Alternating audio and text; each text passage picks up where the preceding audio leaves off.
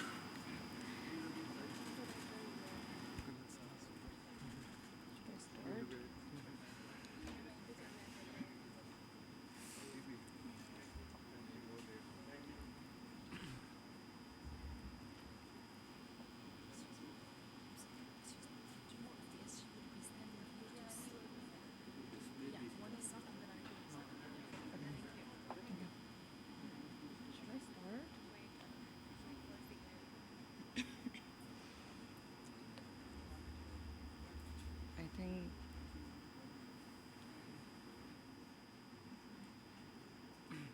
there's no signal.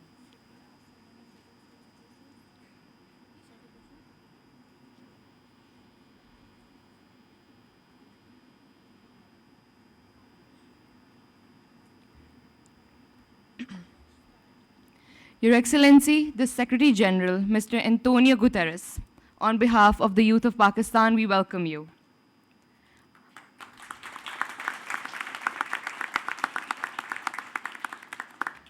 I'm Sundasnur Aslam, a second-year student here at LUMS, and here on stage by my side, I have the representatives of our student societies, as well as the president of our student council.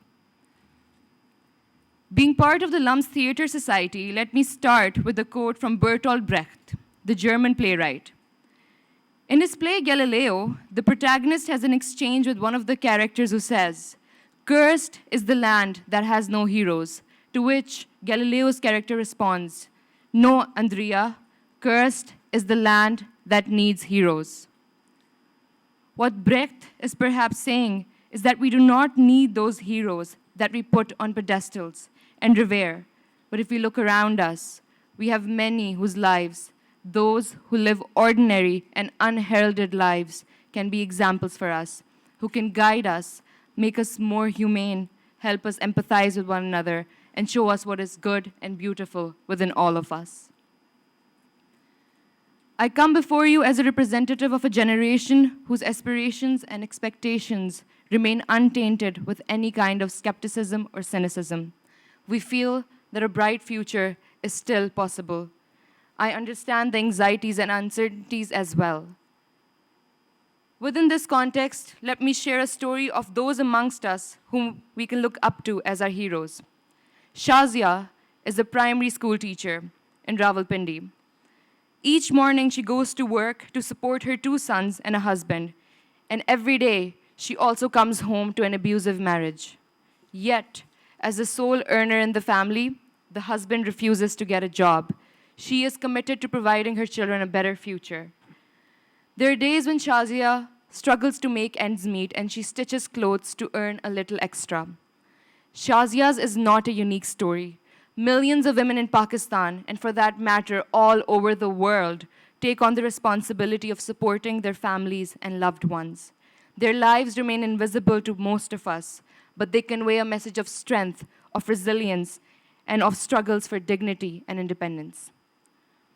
Similarly, contrary to the stereotypical representation of Pakistani women, we continue to encounter women who at a young age make all of us proud by their achievements. One such young woman is Varda Noor, a student at LUMS. She's also a second-year student, and she's from one of the southern districts of Punjab, where she founded a youth organization named Future Pakistan, which is committed to issues related to gender equality, access to resources, and quality education. Starting in one city, they're now into 4, where they impart educational facilities to underprivileged students. Within 3 years of its existence, the organization has impacted the lives of more than 8,000 students in helping them pursue secondary and post-secondary education.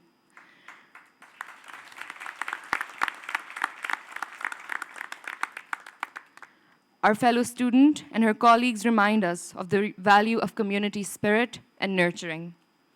Your Excellency, as you may know that we are a land of rivers, of mystic poets, and of ancient history, where, as a people, our majestic mountains have taught us humility, there our long river valleys have made us tolerant and wise. But as the youth of today, we inherit this gift from the past. We need to be collective caretakers of this land and the planet. Learning from our women heroes, we need to nurture and care for our natural heritage so that it can be saved from the devastation of the ongoing cycle of climate change. Our generation has been given a very fragile earth, and the burden on our shoulders is heavy. We all will need to make some very important choices in terms of survival of ourselves as species, as humans. Many may feel as if these problems are detached from us, that someone from somewhere will come and deal with all of this. But many in our generation also understand that climate change is here to stay, unless we collectively work towards reversing its harmful effects. To be sure, rather than scare us, it is in our power to decide how we want to take care of it. We have to come to a resolution that all of us has a Shazia within us, that all of us has a Varda within us. We take pride in millions of men and women, the unsung heroes who instill in us the sense of struggle against all odds. Following them, let us realize that each one of us has immense resilience within us that has gone unnoticed for too long. And also affirm that the strength, care, empathy, and compassion is what connects us all as humans. Thank you.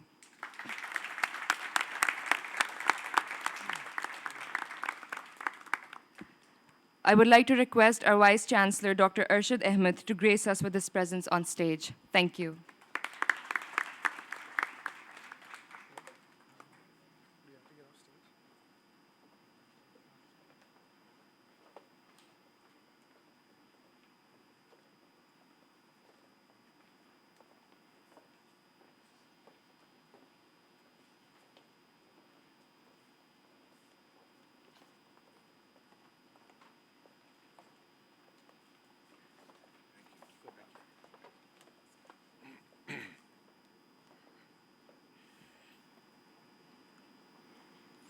Thank you very much, Sundas. Your Excellency, we are absolutely delighted to host you here. We wish you a very heartfelt welcome to Lahore, and we feel honored to join you in celebrating UN's 75th anniversary today.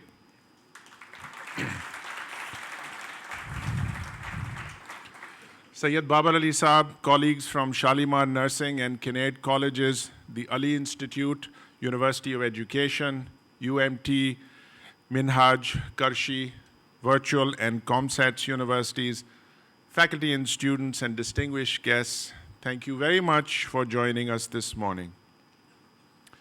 Your Excellency, during the past 3 years of your mandate, you have championed gender equality. You have given voice to the youth of the world. You have raised awareness of mankind's biggest challenge to manage the global commons, the atmosphere, and our oceans. You have supported biodiversity and urged leaders to do more. And it is in these endeavors your most passionate allies are the youth, who remind us of the existential threats they must endure and the inequities that they face. Today, the world has embraced all of 17 United Nations Sustainable Development Goals like never before. Your message to espouse human dignity is echoed by young Pakistanis across the country. And it is in this spirit, Your Excellency, that we offer a message to the world, a message we believe whose time has come. It is a message to recognize young Pakistanis for just who they are. It is a message that we must not underestimate them. As we heard, the youth of Pakistan are with you in combating global warming and living with our neighbors in peace. Your Excellency, the ground realities in Pakistan have changed. We have entered a new era of post-conflict where challenges facing our youth are really opportunities for transformation. And that transformation has begun. Take, for example, female enrollment at all educational levels across Pakistan. that has dramatically increased. In Punjab, the largest province, female enrollment exceeds that of males. And the same is true for colleges and universities. 30 years ago, two powerful South Asian voices, Dr. Mehbubul Haq from Pakistan, after whom we have named a Center of Policy Research, and his colleague, Nobel laureate Amartya Sen from India, were the first to advance the notion of human development. This original framework is fitting for countries like Pakistan to address its developmental challenges. Now, their focus was on the richness of human life, where development is a means rather than an end. They spoke about human capability, which economic metrics have not been able to capture. And while more recent efforts are shifting to education-based indicators, the work of Haq and Sen remains prescient. And therefore, we urge the world to adopt a more grounded approach, one that speaks to a developing country's strengths, an approach that builds on what is working well on the front lines, an approach which speaks to resilience, values, and well-being. One such approach is found in one of the most comprehensive and definitive studies on youth development that was commissioned by the United Nations Development Program in Pakistan.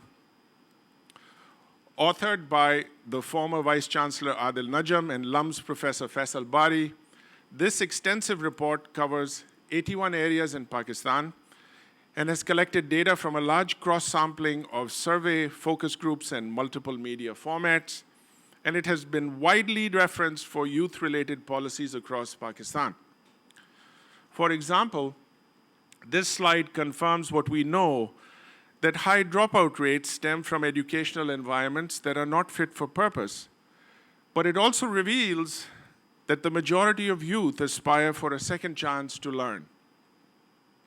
In this slide, we can see that much of what many of us take for granted is inaccessible to our youth, including parks and libraries. This and other metrics would convince you that Pakistani youth are hopelessly behind. But Your Excellency, listening to Pakistani youth more carefully tells us a very different story. I want to emphasize that we arrive at a different profile of our youth if we listen to what else they have been saying. And so you might ask, what have they been saying? This slide reveals a remarkably different picture of development. Looking at some of these indicators, you will be struck that if Pakistani youth are represented as 100 people, most feel their life is better than their parents. Almost 90% of them feel happy. 70% feel safe. An incredible 80% voted in past elections. So if we work with this representative data, the youth of Pakistan do not resemble the stereotypes some would have us believe. Rather, they feel safer and better off than their parents. They vote more than adults anywhere in the world. And collectively, they speak 77 languages. That speaks to their diversity. Your Excellency, our youth have spoken. They make the extraordinary ordinary. They have demonstrated capacities we can all learn from. And of course, at LUMS and in universities and institutions of education, learning must remain our singular focus. Of course, the flip side of learning is teaching, which is intensely debated in Pakistan. Despite the vilification of teachers in the media, our youth overwhelmingly trust our teachers. They trust their teachers much more than others who are said to have more influence over them. This is a sacred trust, one that is essential to intellectual and human development. And by and large, teachers in Pakistan have earned the trust of their students. It is true that generally Pakistani teachers do not behave as Western teachers do, but we must understand teachers in the context of how society treats them, and we must understand our teachers in the circumstances they find themselves in. And this is why, more than anyone else, teachers deserve our encouragement and appreciation, and this is why I ask you to join me to support and applaud our teachers.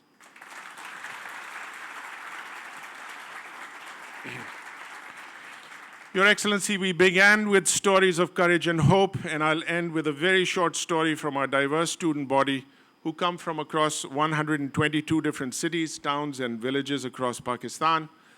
Like colleagues across the country, we think the youth of Pakistan are certainly doing their part. Thank you.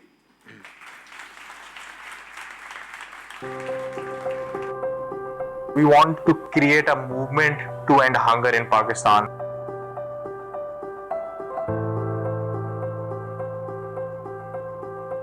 हमारी कहानी शुरू होती है 12 अप्रैल 2015 से। मेरा बड़ा शौक था, I want to be a chef. It happened to be कि वो मैं परस्यू नहीं कर सका और मैंने LUMS अप्लाई किया, और जब मैं LUMS में गया मुझे थोड़ा सा एक्सपोजर मिला of how I used to go to weddings, I used to go to a lot of restaurants, और तब देखा कि to end hunger in Pakistan.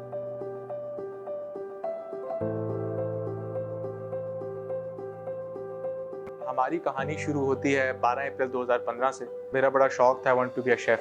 It happened to be कि वो मैं परस्यू नहीं कर सका और मैंने LUMS अप्लाई किया, और जब मैं LUMS में गया मुझे थोड़ा सा एक्सपोजर मिला of how I used to go to weddings, I used to go to a lot of restaurants, और तब देखा कि कितना ज़्यादा खाना जो है इन जगहों पर ज़ाया होता है। It was such a noble concept at that point in time. It had not been done before. और दूसरा excess food के ऊपर वैसे भी कुछ taboo सा था। As soon as the discussions among us started, we started discussing the idea with different people at LUMS, our colleagues, our friends, and different professors at LUMS. Someone from economics, someone from public policy, someone from social, someone from anthro, and they gave us a variety of ideas, variety of holistic experiences that you guys can do this. This is what's being done all around the globe. हम supply chain के different points में से excess food collect करते हैं, be it farm, supermarket, grocery stores और even restaurants और catering companies, और फिर हम उस खाने को प्रोसेस पैकेज करके पहुंचाते हैं डिजर्विंग कम्युनिटीज तक जहां इसकी ज़रूरत है। इतना बड़ा इनका एक प्रोजेक्ट है और इतनी बड़ी इनकी एक सोच है, इतना बड़ा काम है, तो मुझे बड़ा अच्छा लगता है कि ये लोग बच्चे तो बहुत आगे। मुझे ऐसा लगता है कि जो मेरा मिशन था ना, मैं कामयाब हो गई। Throughout the past 4 years, whenever we need something, whenever we want something, we always know that LUMS will give us back. We call ourselves a people-powered movement, and I think जो इसकी सबसे बड़ी success है वो यही है that we have managed to make a really big community of donors, of volunteers, of intellectuals, a lot of different.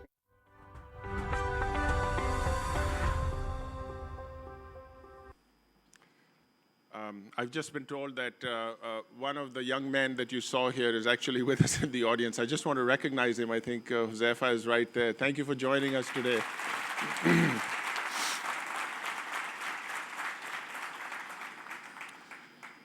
Ladies and gentlemen, it's now my pleasure to invite Your Excellency Antónió Guterres to please come and address you.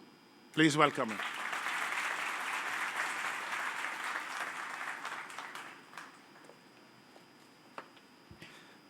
Dear friends, all protocol observed, it is for me an enormous pleasure to be with all of you today, especially in a moment in which we are celebrating the 75th anniversary of the United Nations, and we hope to transform the 75th anniversary in a mutation in the way the UN relates with youth. Both political leaders and international organizations have, in my opinion, 4 stages in their relations with young people all over the world. The first stage, hopefully buried in the past, was the stage of indifference. Politicians, leaders would think, well, young people, politics is not a matter for them, they need to learn, they need to study, their opinions do not really matter. One day they will be adults, then at the moment they will have to participate in the political or the economic life of a country. For the moment, their role is to learn from us what they should do in the future. To this stage of indifference, to this era of indifference, followed an era in which politicians started to feel that they were having some problems with young people. And so probably they should pay some attention. And we entered into the age of propaganda, which was politicians started to talk to young people and to tell young people things, trying to convince them to support them or to convince them to be integrated in their political movements in different ways, but not really to giving them a chance to express their own opinions or to have any kind of influence. And then, after this age of propaganda, we entered into an age of attention. Politicians, political leaders start to understand that it was not enough to talk to young people. It became necessary to listen to young people.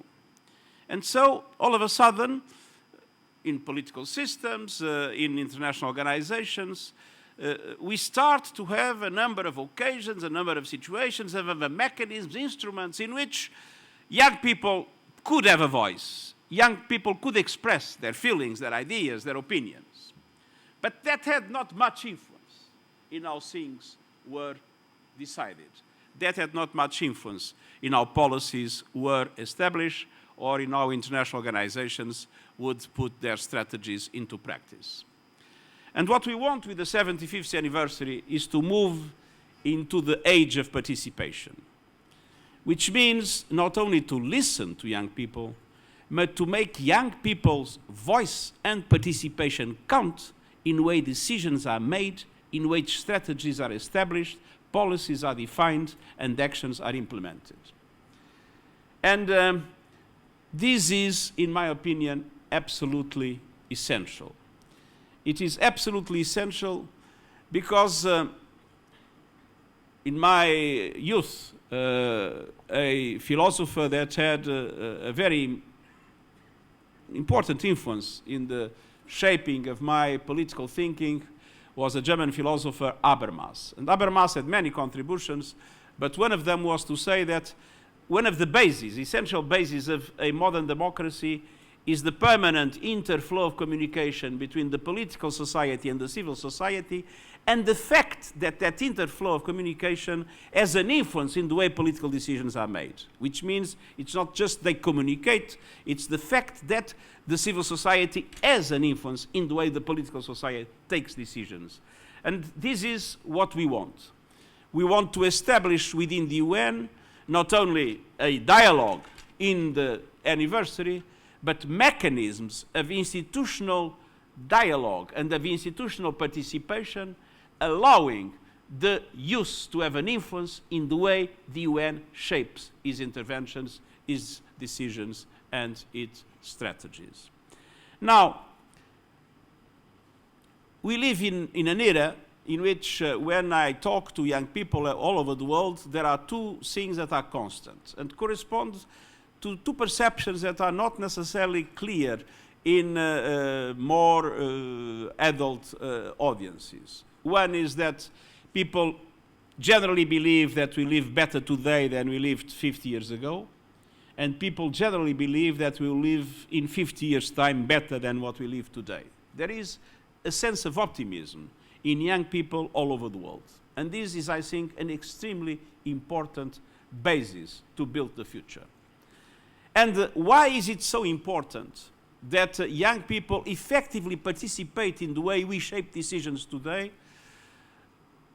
The main reason for me is because my generation has failed in many aspects, but has failed essentially in three basic questions that will determine the future unless we are able to change course.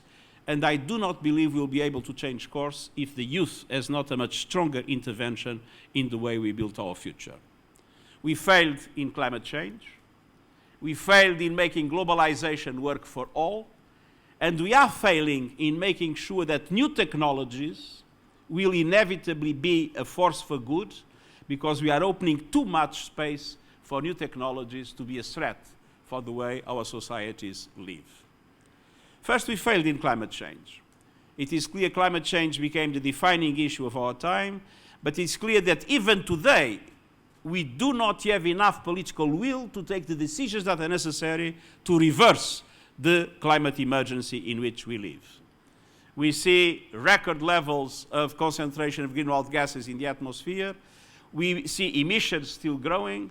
We see record levels in the temperature, both inland and in the seas. We see record levels in the progressive rise of water levels. We see glaciers melting, corals bleaching. We see nature being dramatically impacted by humankind.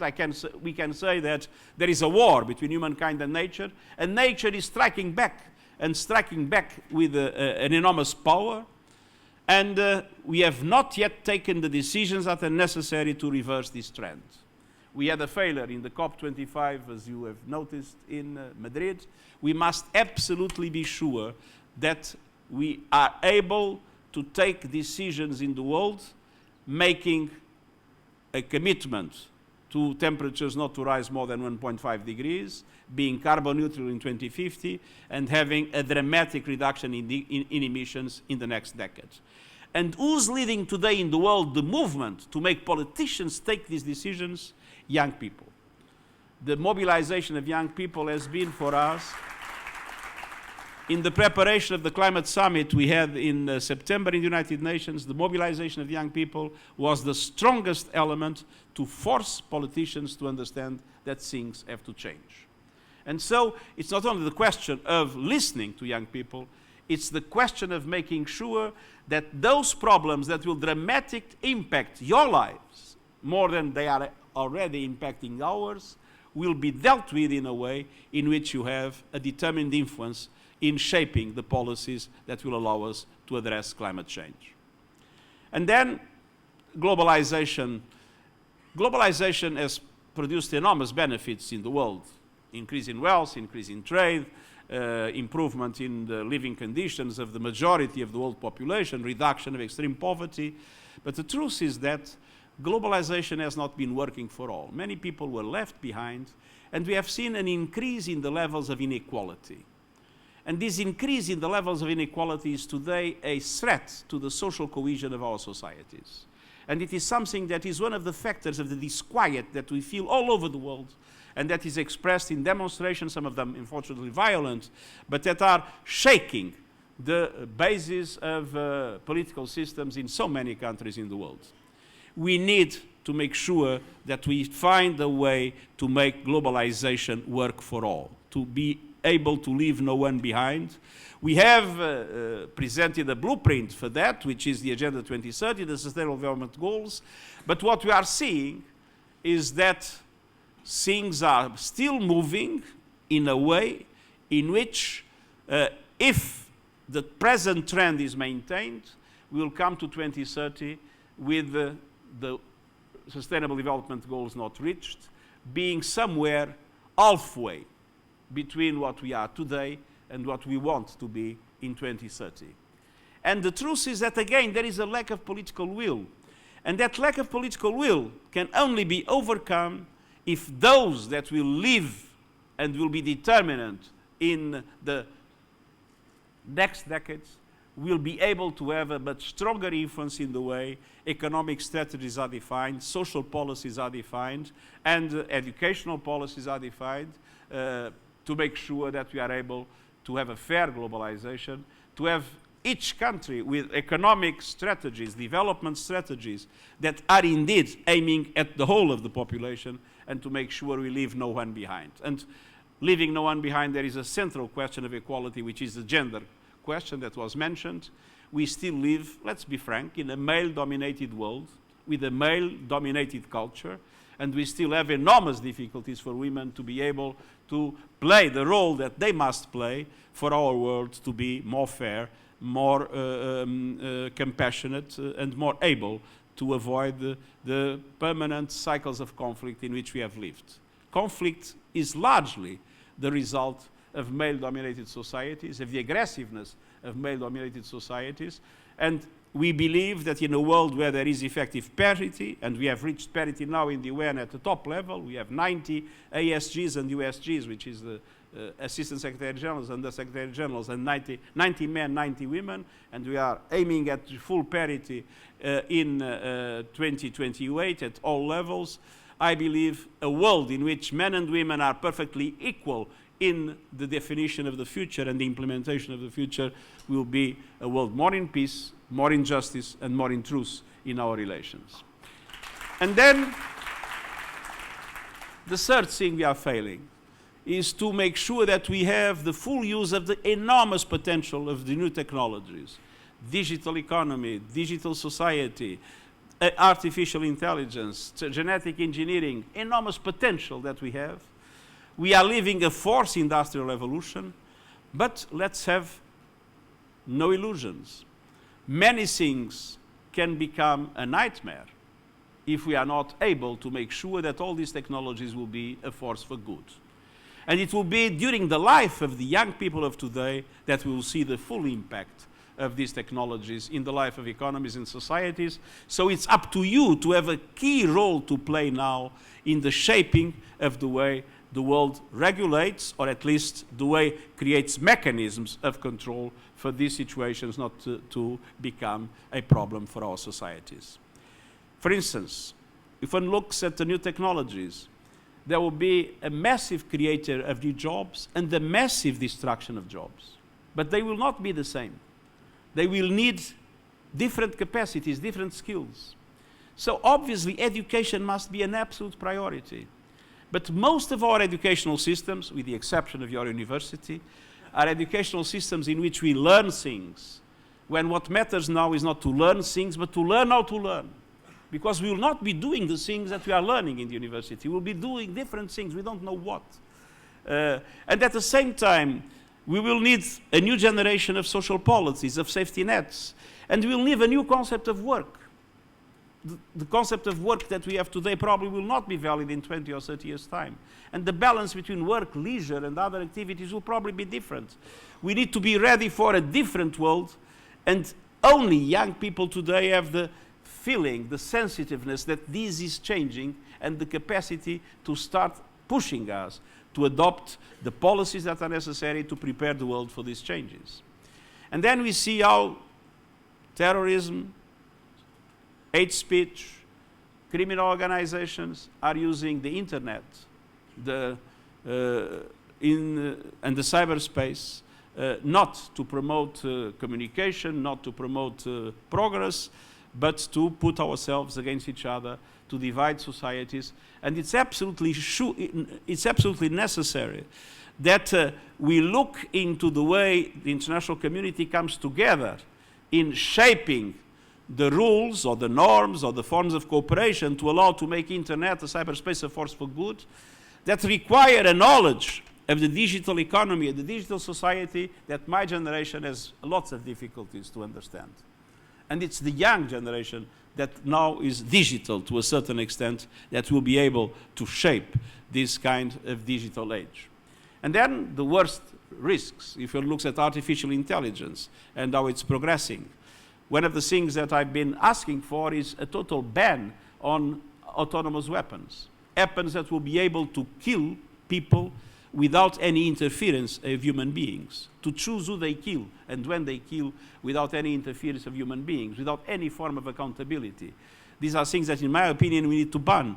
But in all those questions in which new technologies will dramatically impact our economies, our societies, our way of life, we are not yet fully able to understand them, and I feel the young generation is much more able to do it than my generation, that is still very analogic, if I might say, and still has some difficulties in knowing exactly how to handle some of the new devices that are available in the market.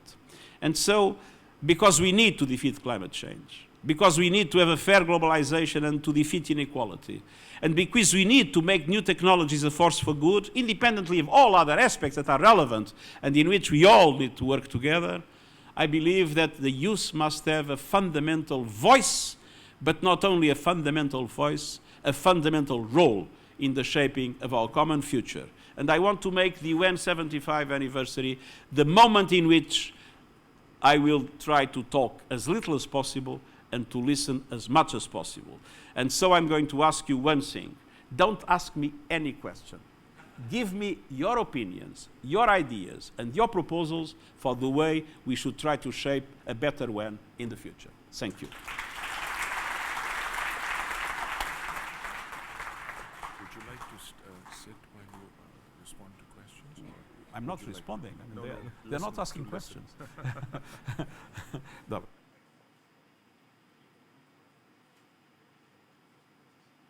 Okay. Okay. So, ladies and gentlemen, first of all, thank you so much, Your Excellency. That was very, very eye-opening for many of us. You can clearly see the theme is a focus on youth participation. Take it. You want me to sit? Oh, I always follow instructions. Okay, thank you. All right. So yes, the theme is very clear. The focus is on youth and youth participation. And you heard, Your Excellency, which is he'd like to hear your ideas, your comments, and perhaps ways forward to deal with the several topics that he raised. So here are the rules for engagement. I will ask you to kindly raise your hands and encourage especially youth to speak, because there are many of you here. And I will take 3 questions at a time, or 3 comments at a time, whatever you wish them to be.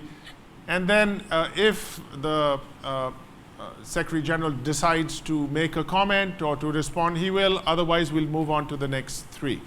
Okay? So please identify your name, your institution, and let's get started.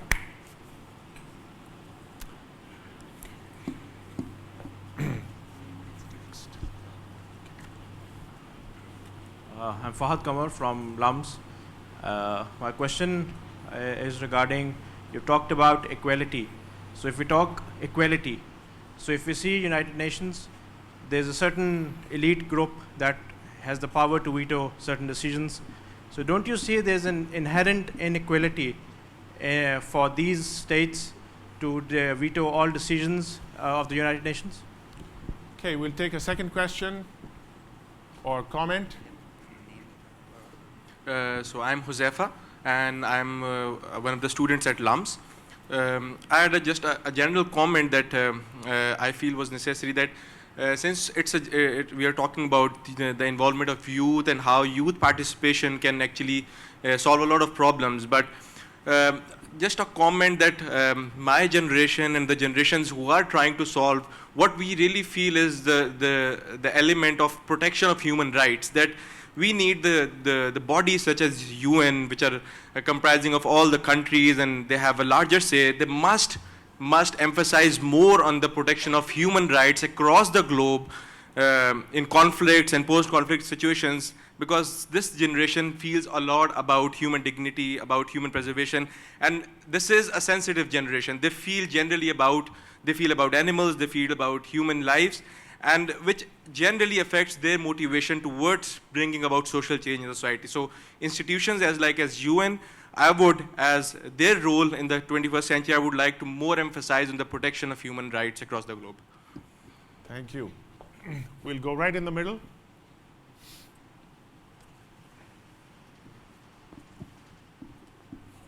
Thank you for giving me opportunity to speak. I am Kareem, and I am a student of law at LUMS. Starting with something very basic and very pertinent to my society that I live in. So I am from Gilgit-Baltistan, the northern areas of Pakistan, and we have been deprived of our constitutional right to vote, to make parliament right to make the federal government of Pakistan. So we have been deprived of this right for since 1947. So I am speaking on behalf of the youth of Gilgit-Baltistan, that why is it so? And also on behalf of the people of Kashmir who are under curfew for the last 7 and 8 months continuously, and who are more like in concentration camps. Why is it so? So these are the questions that I would like to throw. Thank you. Okay, so thank you very much. So we've had a couple of comments and questions. If you wish to respond.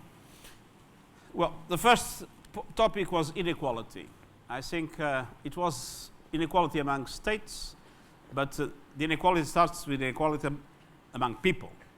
And obviously, one of the central objectives that we have is to make sure that we are able to reduce the levels of inequality among people, and especially not to leave anyone behind in relation to the prospects of development that we are witnessing in the world today. But there is a second level of inequality which you raise, which is inequality among states. And in the UN, that inequality is real. I mean, both among people and about states, we usually say that everybody is equal, but some are more equal than the others. That is the fact also in the United Nations. We have 5 countries that have a veto power in the Security Council. No? That is a basic inequality. And indeed, what we see in international relations today, I come from a small country, no? A small country that is member of the European Union and member of the United Nations. And let's be clear, small countries have much less influence than big countries.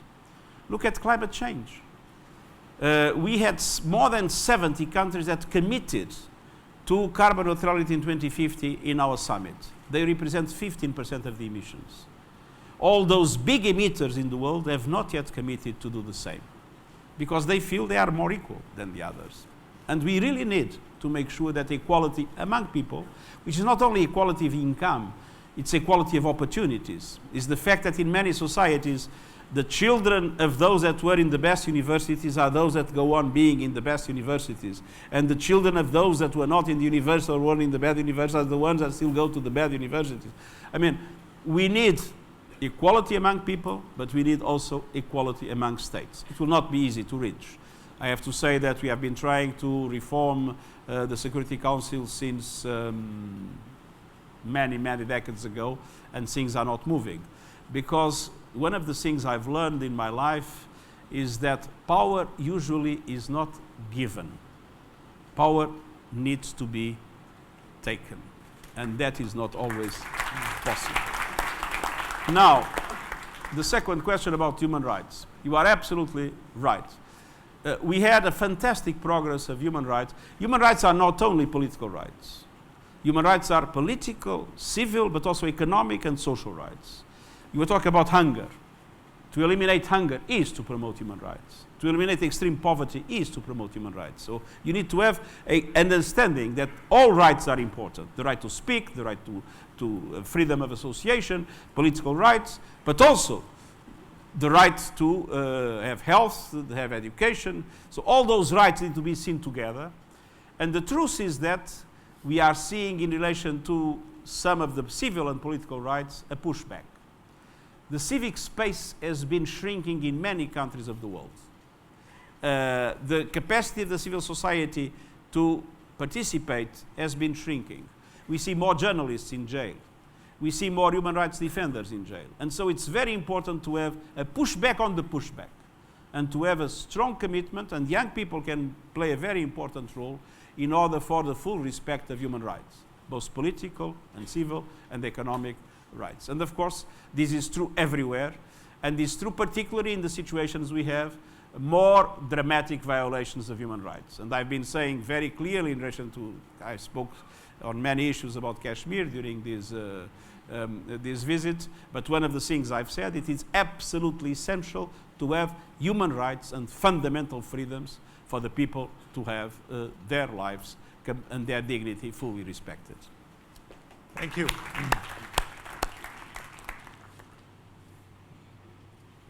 Go ahead. Good to have you here, sir. My name is Mujtaba and I'm from LUMS as well. My comment or a suggestion would prevail to how the UN works so far right now. We do see states as the main actors in the United Nations, them being the members of the General Assembly, the Security Council, and every other peripheral organization that the United Nations has. However, with the you also talked about how technology is, booming right now. And at the forefront of this movement, the technological revolution or the fourth industrial revolutions are the corporations right now. How is the UN taking this into the picture as well? Now that the states are the only actors which are engaging in political activity, all other sorts of activities as well. Are we going to have corporations in this framework in the future as well? Because they are at the forefront of this revolution right now. Thank you. The woman in the back, please. Okay. Sir, I'm Ms. Dua Hamid from Kinnaird College. And my question is that we have talked about equality and we have talked about climate change. But the point is there are multiple MNCs working in the world that exploit the local population.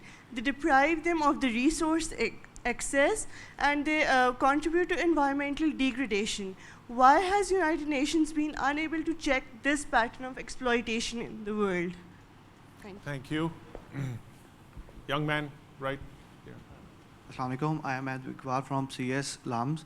So my question to Mr. Antónió is, actually we see that right now the policy makers are from the 60s and 70s generation. They are not from youth. So my question is, actually the youth is actually the one generation who is actually going to face these implications of these policies in the next near future. So how can we mandate the youth in policy making all over the world? Thank you. The youth, how we can mandate the youth in policy making all over the world? How can you have the youth participate in policy making around the world? Okay, so those were three, if you'd like to respond. First, in relation to the new technologies and the fourth industrial revolution, the way we are used to deal with questions that new questions in the world is through international law. Usually we decide to have a convention to define the set of rules. That convention requires a dialogue among all member states. Then finally there is an agreement reached at the level of the General Assembly, and then the convention is drafted, and after being drafted we start to have countries acceding to the convention. Then governments decide so, then it has to be ratified by parliaments, and it can take 5 years, 6 years, 7 years to create a new set of rules in relation to a certain number of areas in the life of our problems. Now, this is a completely inadequate method to deal with new technologies, because the day we establish a norm for something, that something no longer exists, and it has changed dramatically, because the evolution in the digital economy and the digital society is at a huge speed. So what we created an high-level panel on digital cooperation. We gathered some of the most important companies, several governments that are very, I would say, forward-looking in this dimension, researchers, people of the civil society, lawyers. We brought them together, and they came with a number of suggestions and a number of conclusions to recommend to the United Nations and to the international community as a whole. And the main principle is, what we need is not formal, rigid forms of international law, except in some areas. For instance, when I mentioned I'd like to see a ban on autonomous weapons. What we need is much more flexible mechanisms in which a multi-stakeholder approach is used, in which we bring together governments, companies, researchers, civil society, and to try to establish a minimum consensus on some best practices, some red lines that should not be crossed, some forms of cooperation and of management, some forms of soft regulation, allowing for this system to permanently be adopting the norms that enable it to be globally a force for good. It is less effective than rigid international law, but it is the only thing that is possible with the speed with which everything is evolving. And we are seeing, very interesting, we are seeing something that 10 years ago would be completely impossible.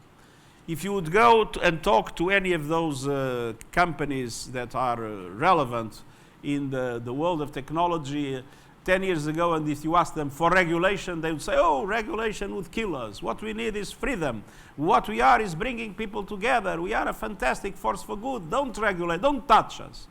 And now you have seen Microsoft asking, we need regulation. You have seen Google saying artificial intelligence needs to be regulated. And you even saw Zuckerberg saying, I believe that in relation to these questions of hate speech, etc., we need regulation because we cannot decide by ourselves. Which means that the companies are understanding that some order needs to be put in this, and this creates a huge opportunity for an effective cooperation among all actors. The second question that was raised was, sorry, I can't read what I write.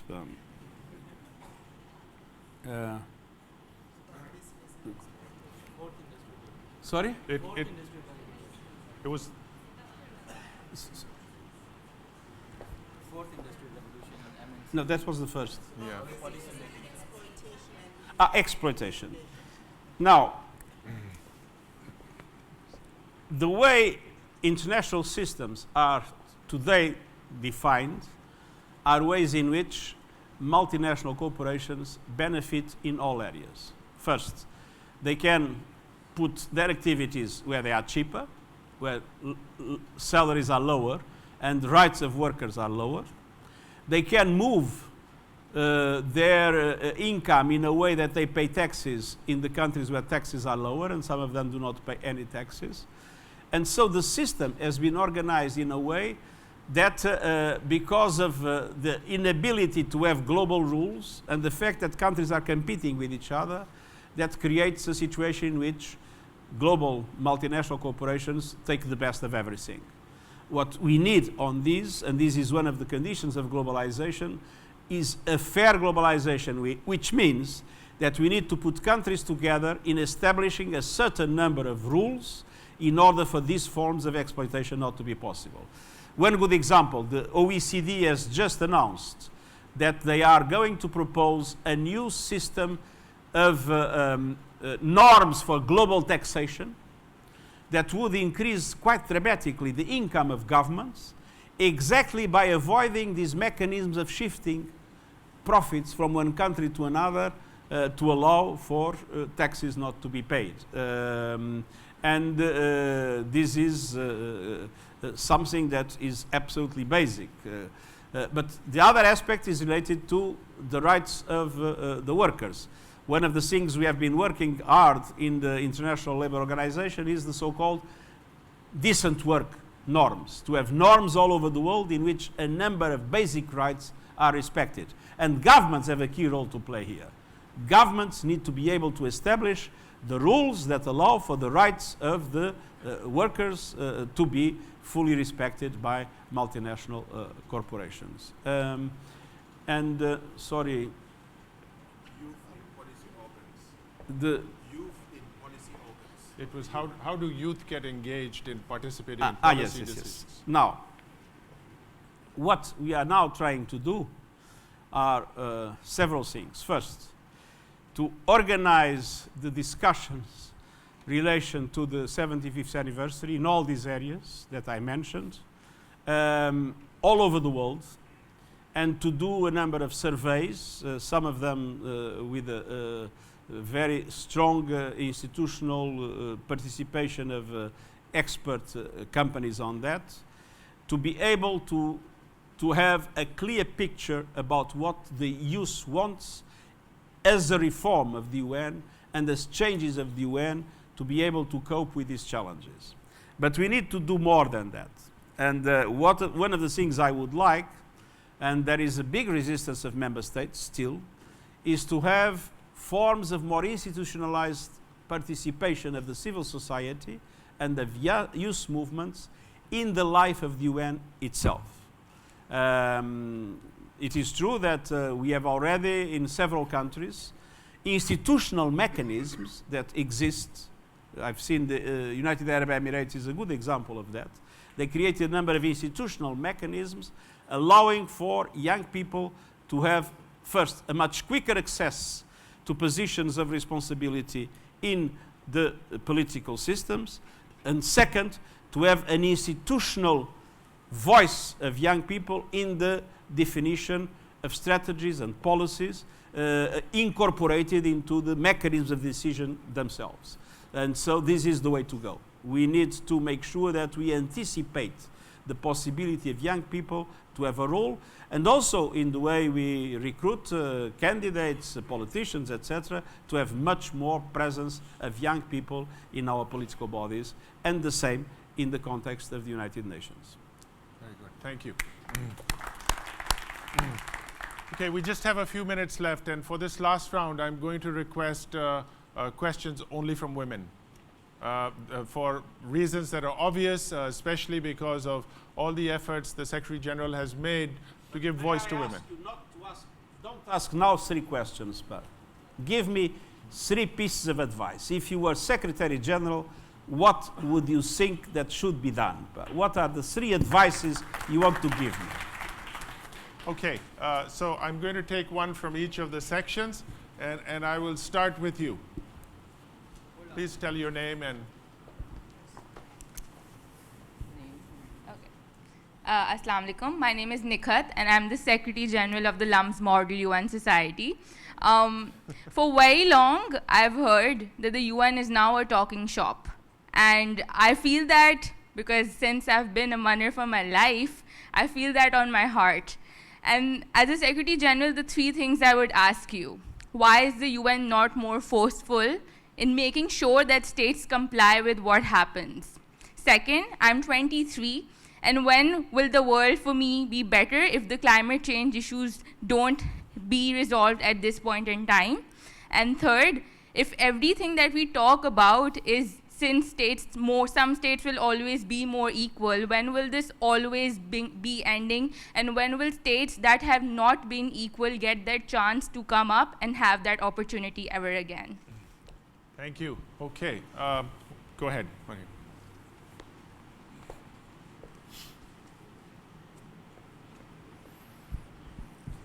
Thank you. My name is Mariam Chughtai. I'm a faculty member at the School of Education.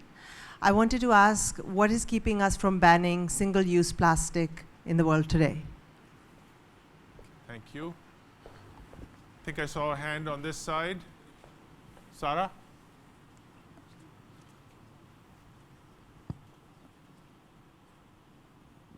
Assalamu alaikum. I'm Dr. Sara Qureshi, CEO and founder of Irwin Craft Private Limited. We are developing the next generation of environmentally safe aircraft engines for the world. And my observation and my suggestion to you would be, in the context of climate change as well as regulations, I believe that at present on the global front, all regulations and efforts towards climate change are focused on the ground. And unfortunately, we are neglecting the Earth's atmosphere, which is even a bigger threat to climate change than the ground, because you know, there are no offsets in the atmosphere. You cannot grow trees. And there's a limitation to the kind of technologies that could be transposed in the air. So the climate change due to aviation in the atmosphere is a looming threat.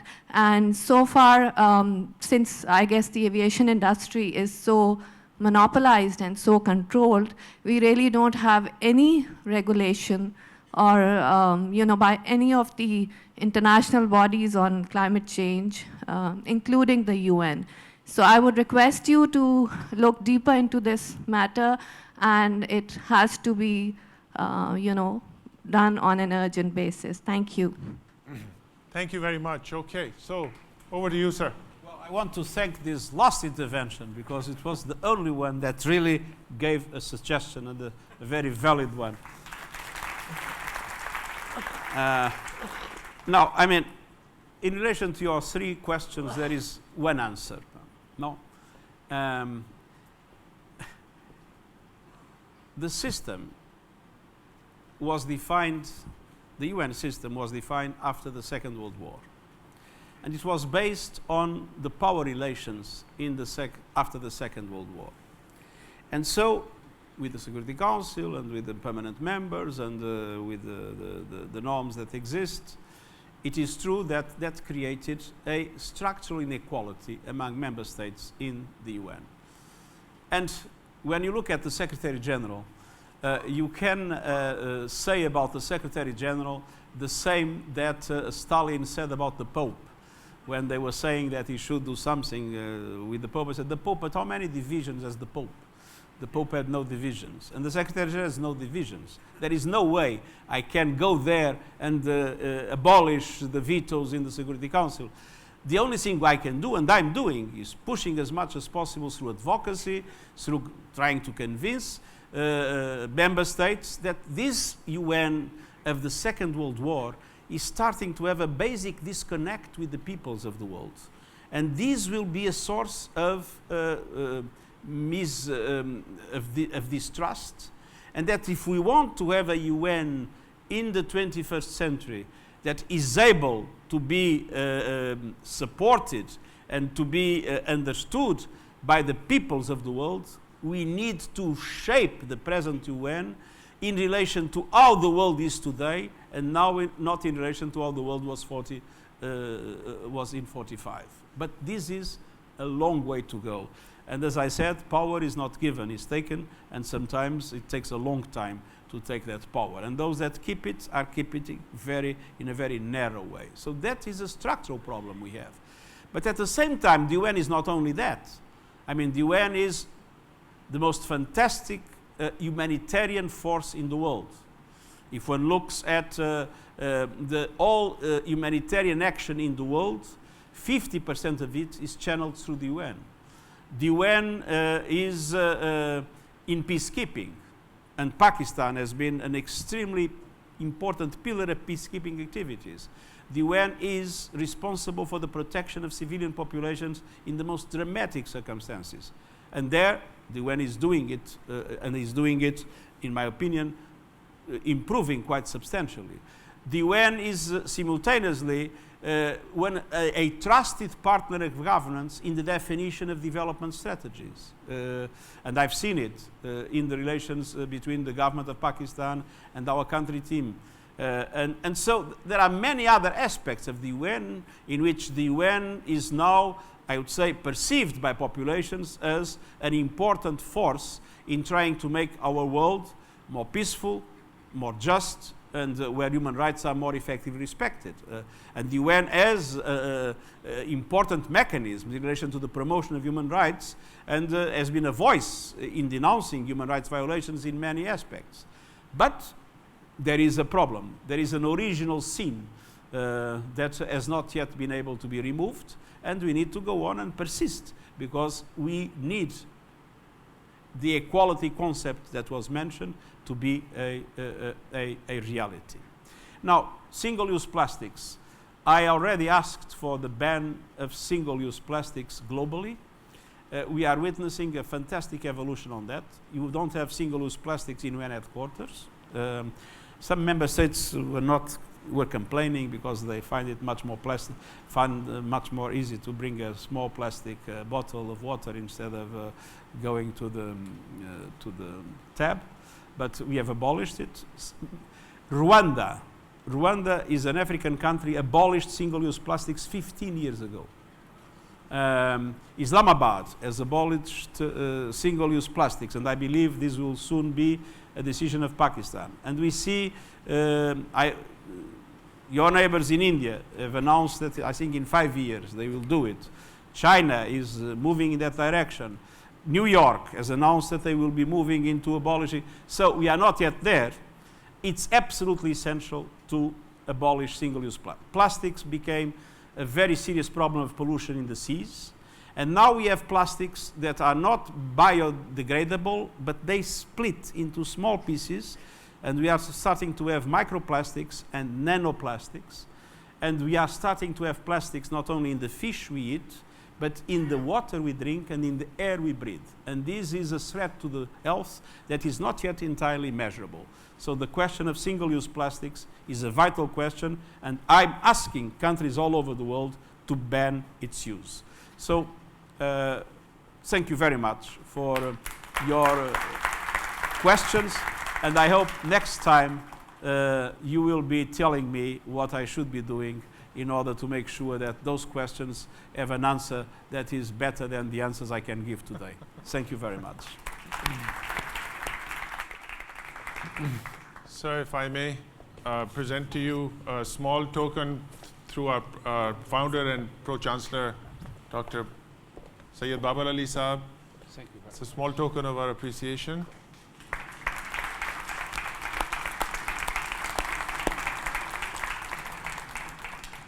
Babar साहब आप आ जाएं तस्वीर में.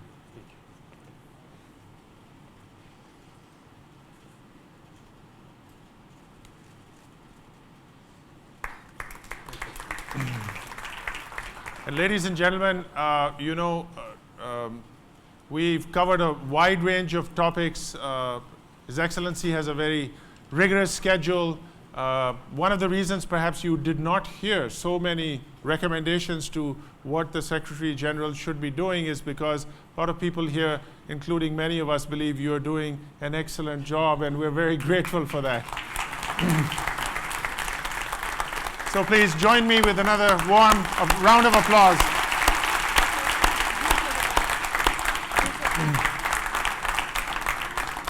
I'd invite all the young students who were here before. We take one last picture with the Secretary General and Babarli Saab, please. May I also invite Shahid Hussain, the Rector, to join us. And Dr. Riza, that is UN distinguished. Dr. Raza, please.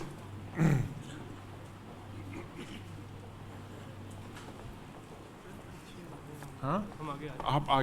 So they will be in the front of us and we can all come in the back.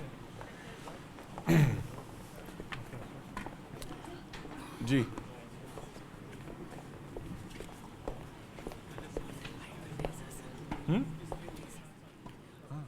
Doctors, please.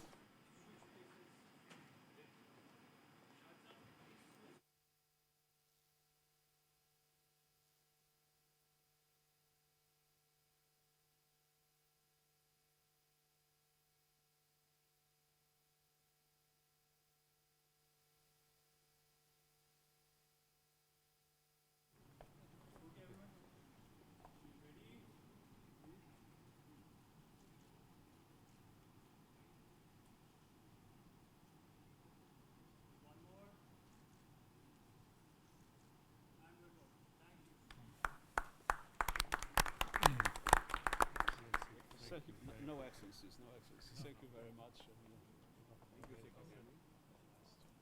Thank you very much. Congratulations for this wonderful.